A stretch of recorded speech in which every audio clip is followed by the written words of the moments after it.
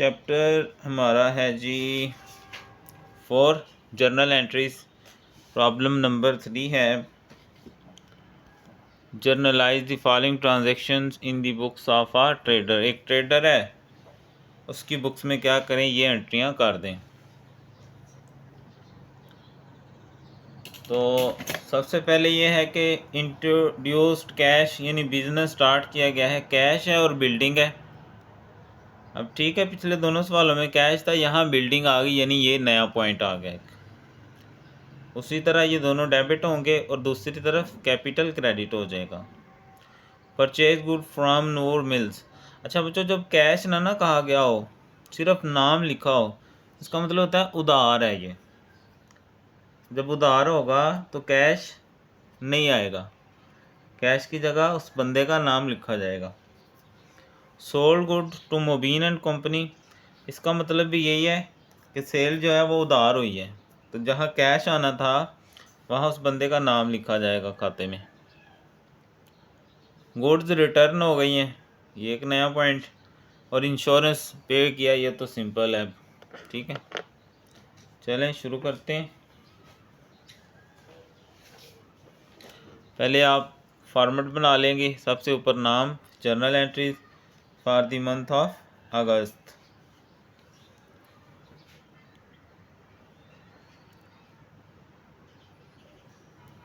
تو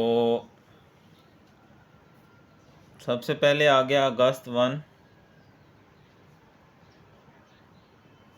business start کرنے کی انٹری. تو ایک تو بزنس میں آ گیا کیش، دوسرا آ گئی بلڈنگ. کیش اور بلڈنگ، تو اس طرف ہمیشہ کی طرح کیپٹل اکاؤنٹ. کیش بھی ایسٹ، بلڈنگ بھی ایسٹ. ایسٹ جب زیادہ ہو ڈیبٹ، کیپٹل ہماری لائبلٹی ہے، لائبلٹی جب بڑھتی ہے تو کریڈٹ. اب جو کیش ہے وہ ہے 2,96,000 اور بلڈنگ ہے 4 لاکھ کی. جمع کر لیں، 4 اور 2 6، 6,96,000، 6,96,000.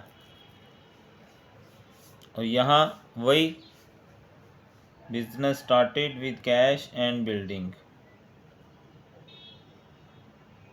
BUSI business سٹارٹیڈ with cash and building. Building اور کیش کے ساتھ بزنس سٹارٹ کر لیا گیا ہے.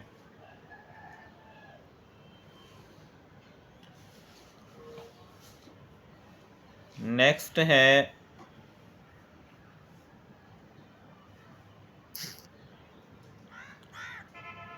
اگست 4، پرچیزڈ گڈز آن اکاؤنٹ. جب آن اکاؤنٹ لکھا ہو اس کا مطلب بھی ادھار ہی ہوتا ہے، یہ آپ نے یاد رکھنا ہے. اب پرچیز کی انٹری ہم نے کیا سیکھی تھی؟ جب ہم کوئی چیز پرچیز کرتے ہیں، مطلب خریدتے ہیں، تو آپ دیکھو، آپ اس کو اپنی ڈیلی لائف سے کمپیئر کرو گے نا تو آپ کے لیے مسئلہ نہیں ہوگا. جب ہم کوئی چیز خریدتے ہیں، ہم شاپ پہ جاتے ہیں نا تو کیا کرتے ہیں؟ پیسے دے دیتے ہیں، پیسے چلے جاتے ہیں. تو بچہ جب بھی پیسے جائیں گے، میں نے بتایا تھا کریڈٹ ہوگا، اور جب بھی آئیں گے ڈیبٹ ہوگا. یہ ذہن میں رکھنا ہے. اب ہم نے پرچیز کیا، مطلب کیش جانا تھا، نہیں گیا، اس کی جگہ اس بندے کا نام آئے گا کیونکہ وہ لائبلٹی بن گئی اور ہم نے پیسے دینے ہیں اس کو. کیش کی جگہ وہ نام آ جائے گا، نور ملز.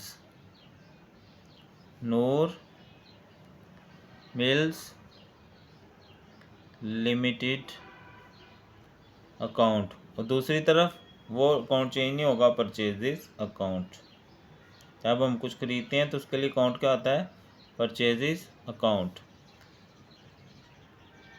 کتنا ہے؟ 9,000.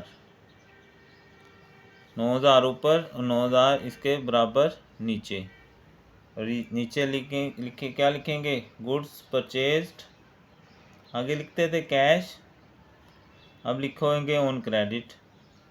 گڈس پرچیزڈ ऑन क्रेडिट, ठीक है।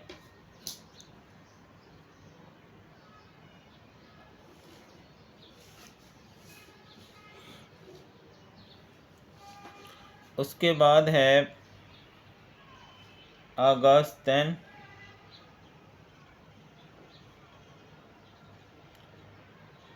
sold goods to Mobeen and Company for 3000। Mubeen and company को चीज़ें सेल की गई हैं। अब बच्चों, जब हम कोई चीज़ सेल करते हैं, बेचते हैं, तो पैसे हमारे पास आ जाते हैं, लेकिन यहाँ लिखा हुआ है मुबीन। बच्चों, जब नाम होगा उसका मतलब है उधार बेची हैं। अब हमारे पास पैसे नहीं आएंगे, बल्कि वो बंदे का नाम हम लिख लेंगे, वो हमारा बन जाएगा एसेट। तो कैश आना था, नहीं आया, उसकी जगह उस बंदे का नाम आ जाएगा, मुबीन एंड कंपनी अकाउंट। दूसरी तरफ सेल्स अकाउंट, ठीक है, वो वैसे ही रहेगा। कितने से है? 250। वाह जी वाह।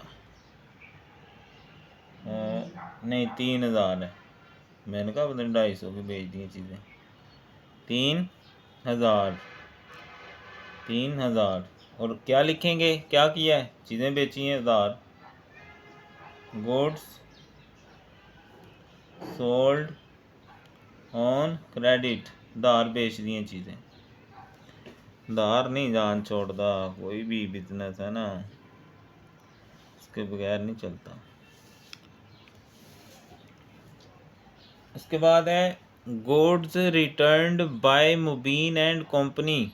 अब बच्चों गौर से देखें, हमने मुबीन को चीज़ें बेची हैं, अब उसने चीज़ें वापस भेजी हैं, ठीक है। अब देखें क्या एंट्री होगी। मुबीन हमने एसेट बनाया हुआ था, एसेट हो गया कम, तो ये आ जाएगा वापस नीचे। मुबीन यानी मुबीन एंड कंपनी अकाउंट 250 रुपये इसमें से निकल के ना, डेबिट एसेट था, एसेट ख़त्म हो गया, क्रेडिट किया।